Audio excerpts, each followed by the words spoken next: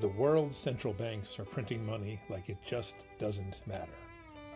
Inflation has destroyed over a third of the value of the world's leading currencies in the last decade alone.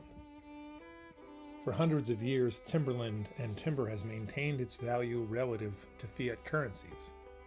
Sure, it's a boom and bust commodity. Many commodities are. The time to acquire these assets is during the bust, and then wait for the inevitable boom, and then sell. The average bust to peak in timber is about 7 years. The longest in the modern era was about 10 years during the Great Depression.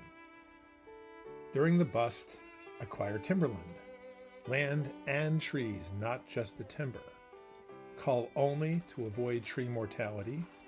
Managing a forest is not much different than managing a cattle herd.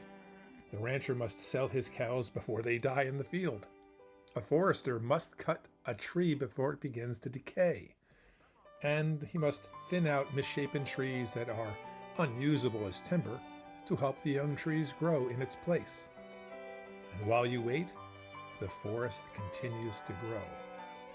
When the boom comes, put your land up for auction. Farmland and cattle properties follow a similar pattern. What they all have in common is that these assets are real.